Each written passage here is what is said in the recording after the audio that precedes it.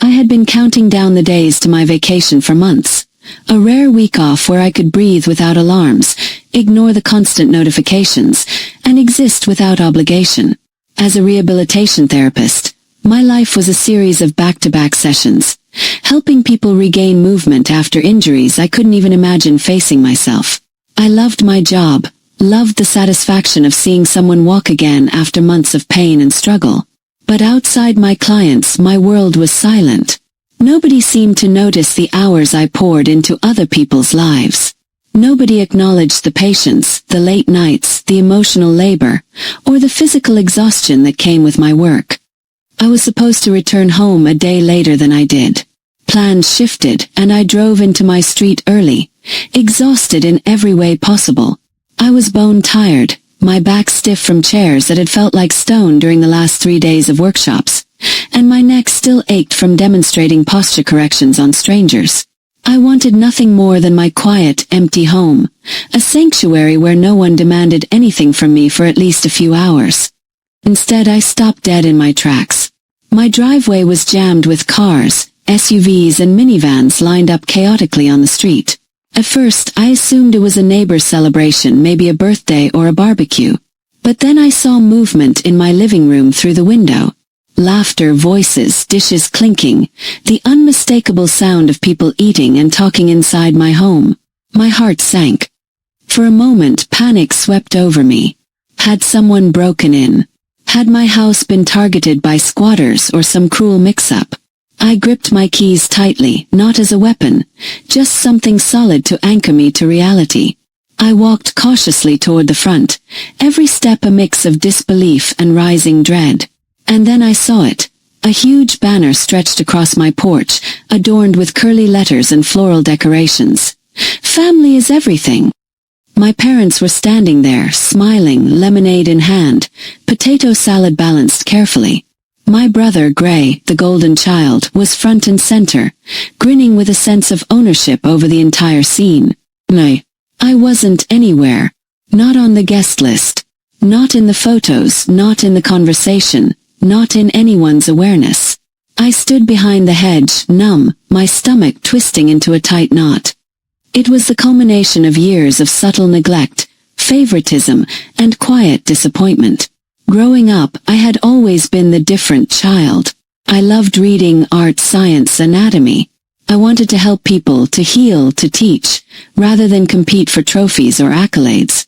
Gray, meanwhile, was perfect in their eyes. Athletic, confident, charming, competitive. He was the child who fit neatly into their vision of success and pride. I was just there. I remembered a dinner just a few months prior, 4 of us around the table, talking about the possibility of a family reunion. I had offered to help organize, suggested hosting it at my house, even offered to coordinate food and seating. They laughed, smiled, and promised it would happen another year. That was a lie. Because here it was.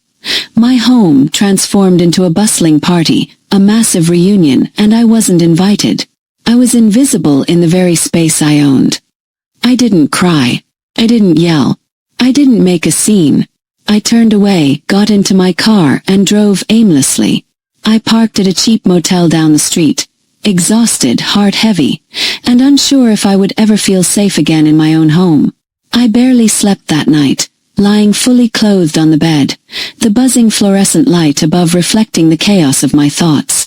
Family is everything, the banner said. But where was I in their definition of family? I thought back over my life, remembering every time I had been useful yet unseen. Every scraped shoulder patched, every back strengthened, every parent helped with a minor injury, every family member I had stayed late to support, all without thanks, acknowledgement, or recognition. I remembered paying bills, arranging doctor's appointments, lending money, driving across town in silence, holding my tongue when the praise always went to Gray. And now, a massive, coordinated party had erased my existence. The realization hit me. I didn't have to continue being invisible. I didn't have to serve quietly while being taken for granted. Something inside me shifted. An awareness that I had power over my own time, my own energy, and my own presence. I could set boundaries. I could reclaim space in a family that had systematically ignored me. The following morning I stayed in the motel, scrolling through my phone, letting messages pile up. Gray had left multiple voicemails, whining about his shoulder and back, expecting immediate attention. My parents sent long texts, subtly manipulative, hinting I was overreacting, trying to guilt me into showing up. But I wasn't overreacting. I was awake, finally seeing the truth of my place in their world. I had always been the helpful one, the quiet laborer, the person who made life easier for everyone else at the expense of my own peace. And they had taken that for granted. That day, I began reclaiming myself. I canceled the automatic $300 monthly transfer I had been sending to my parents for groceries and bills. I removed Gray's recurring therapy sessions from my calendar. I stopped answering calls. I didn't block anyone. I simply let the silence grow. They were experiencing the emptiness that I had felt for decades. The absence of my presence, my energy, my labor. Gray called again, desperation creeping into his voice. I just need an hour to fix my shoulder. Can you? I cut him off calmly, firmly. I'm busy. Silence. I could hear him processing it. He had never encountered this side of me before, the one who refused to be a tool for convenience. That week, I embraced my quiet rebellion fully. I focused on myself, on things that nourished me rather than exhausted me. I reconnected with friends who appreciated my work and intellect, who never expected free labor in return for smiles and fleeting gratitude. I ignored my parents' voicemails, their texts, their pleas. I didn't scream, didn't cry. I simply existed for myself. Returning home after that week, my house felt different. It was empty and peaceful mine. I no longer saw it as the scene of betrayal, but as a sanctuary. I cleaned, organized, and touched every corner with intention. Every cushion fluffed, every corner tidied, every shelf dusted felt like a small victory. The home they had filled with my absence became a place of my presence. The revenge wasn't dramatic or loud. It wasn't public humiliation or banners taken down with force. It was quiet, intentional, and infinitely satisfying. I stopped being available. I stopped being invisible labor. I refused to let them erase me again. They had taken my time, my care, my energy for granted. Now they faced the consequences. Messages from Gray grew longer, desperate, irritated. Just for an hour. You're overreacting. I read them, smiled faintly, and ignored them. He was learning slowly that my silence had weight, that my absence mattered. I had become visible, not as a tool, but as a person with boundaries. The subtle rebellion expanded as my parents tried to engage me in person. They arrived at the door, tentative, smiling politely, arms carrying groceries, expecting me to resume my old role. I opened the door, coffee in hand, and said nothing. Silence stretched between us. They shifted. They shifted, uncomfortable, realizing that the banner, the party, the erased invitations, they no longer held power over me. I had reclaimed myself. Weeks passed. Gray's messages slowed, grudging and resentful. My parents' calls stopped. The quiet rebellion wasn't about drama. It was about reclaiming myself, asserting boundaries, and asserting my right to my time, energy, and labor. Slowly, they realized that I wasn't a resource to exploit. I was a human being, autonomous, finally refusing to disappear for their convenience. By the end of the second week, my quiet rebellion had transformed into liberation. My home felt mine again. My energy was mine to give freely only to those who valued it. Gray had hired a new therapist, one who charged real money and didn't answer texts at all hours. My parents were forced to confront the absence of their once invisible laborer. I was no longer a ghost. I was fully, unapologetically present. The quiet rebellion became my sanctuary. I no longer answered calls immediately. I didn't respond to messages. I let their repeated attempts to pull me back into the rhythm of invisible labor fade into nothing. Gray's voicemails piled up, each one dripping with frustration. "It's just a quick session," he would say. "I really need you. Please." I let them sit unopened. The silence wasn't cruelty, it was clarity. For the first time, I could exist without bending, without dissolving into someone else's convenience. I spent mornings drinking coffee at my kitchen table, sunlight spilling over the counters, listening to my own thoughts rather than the demands of others. I allowed myself the simple pleasure of breakfast without interruptions, the way I had always wanted as a child but never experienced. The quiet was intoxicating, almost foreign, yet deeply comforting. I realized how long I had gone without hearing my own voice, without prioritizing my needs. Emails from work remained my focus. I logged client progress, adjusted therapy schedules, and prepared for sessions, but everything outside of that, the endless requests from my family, the unpaid labor that had become expected, was ignored. It was a revelation. I had been giving endlessly, silently, to people who didn't see me, to a family that had erased me from their most joyous moments, and yet I had never paused to reclaim my time. Gray called again. His voice was sharper this time, tinged with desperation and disbelief. I just don't understand. You've always helped. You don't even need to answer me. I cut him off with a calm, measured tone. I'm busy. He faltered, the pause on the other end stretching uncomfortably. He had never encountered this version of me, the one unwilling to compromise herself for his convenience. I walked through my house with a newfound attention to detail. Every cushion, every corner, every small space that had once been filled with unnoticed labor now became a canvas for my presence. I fluffed the pillows, rearranged the furniture, and even took the time to dust places that had long been ignored. Each small act was a subtle declaration. This space is mine, my rules, my energy. No one else dictated it anymore. In the evenings, I allowed myself indulgences I had long denied. I binge-watched shows uninterrupted, ate snacks I genuinely enjoyed, and read books without feeling the weight of guilt. This quiet assertion of my needs felt revolutionary. The invisible, compliant daughter I had been for decades was gone. I was visible, present, and unapologetically focused on myself. Meanwhile, the family attempts to draw me back continued. My parents tried different strategies. First came the voicemails, polite and subtly manipulative. We're just checking in, they said. We miss you, we hope you're okay. I didn't respond. Then came small texts, filled with a language of guilt and subtle expectations. We know you're busy, but it would mean a lot if you could just help out for a little while. I ignored them all. Gray escalated.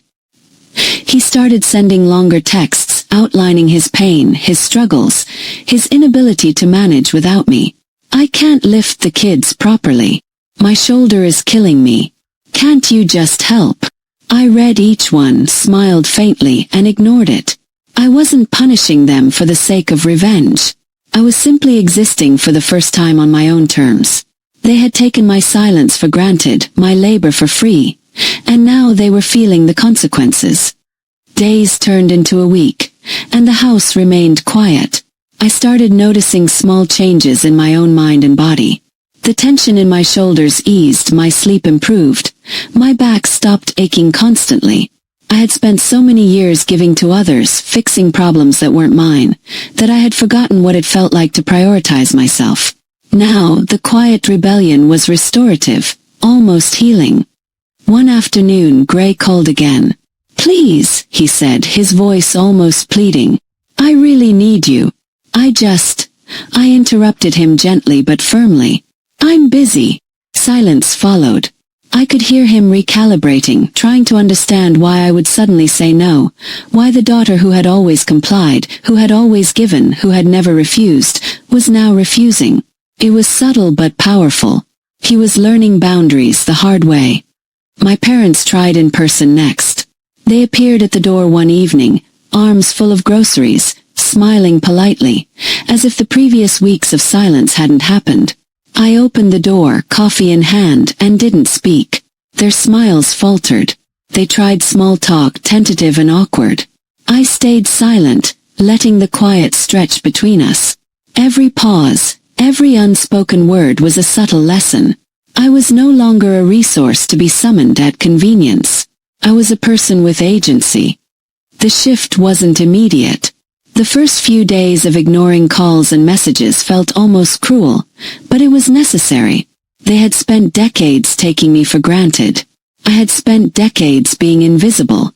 The quiet assertion of my presence, my needs, and my time was not vindictive. It was survival, it was reclamation, it was healing. I began documenting everything in a journal.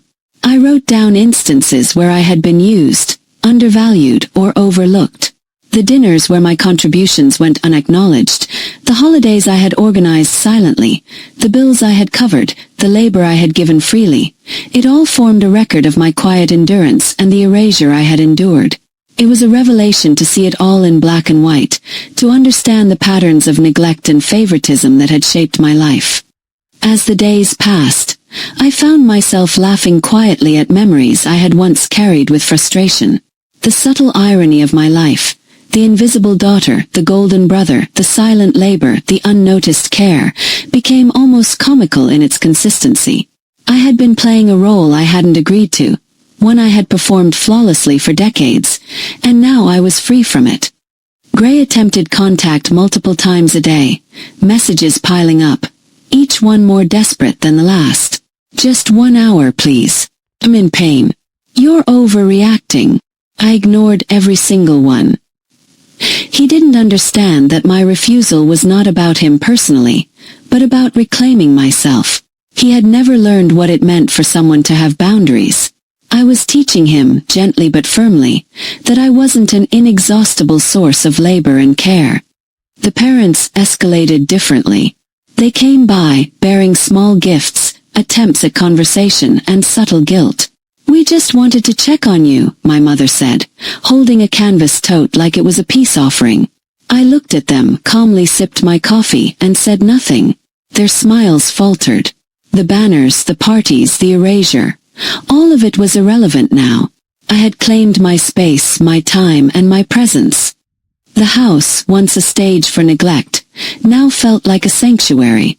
Every cushion fluffed, every corner cleaned, every small action was a declaration of ownership, of presence, of autonomy. The quiet revenge wasn't about drama. It was about survival. It was about teaching them what it felt like to be absent when someone had always been there. Weeks passed. Gray's messages slowed, begrudging and bitter. My parents' calls stopped. I wasn't seeking revenge. I was asserting boundaries. Slowly, they realized that I wasn't a tool to be exploited. I was a person with needs, priorities, and agency. I existed fully for myself. And through it all, I noticed changes within myself. I slept better, felt lighter. I laughed more. I was no longer carrying the invisible weight of their expectations. Every small victory, ignoring a call, refusing a favor, keeping my schedule sacred, was a triumph.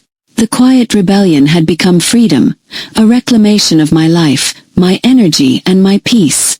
I realized something profound. The most powerful revenge isn't loud or dramatic. It's subtle, deliberate, and entirely personal.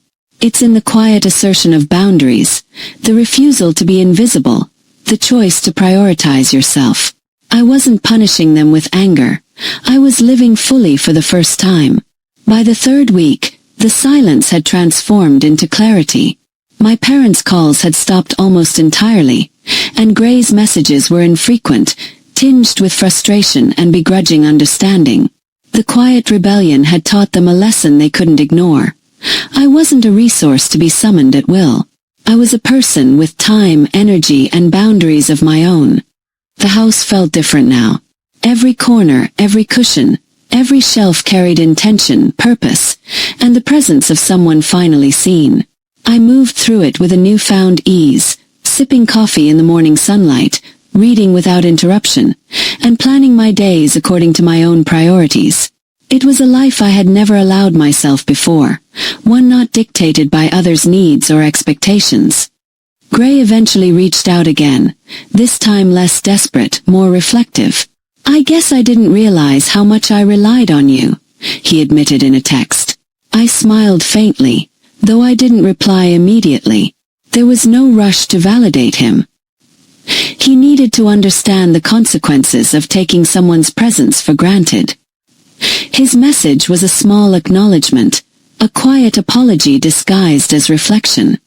My parents tried one last approach, dropping by with casual conversation, soft smiles, and small gestures of goodwill.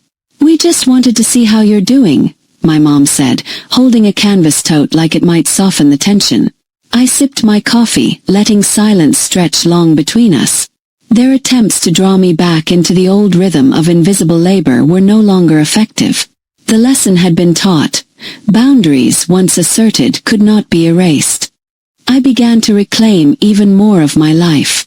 Tasks I had once done automatically, fixing a cousin's back pain, covering for my parents' errands, handling Gray's minor aches, were now optional, performed only when I chose, never out of obligation. The freedom to choose, to exist without expectation, became intoxicating. Each act of selective giving reminded me that my life was mine to steward.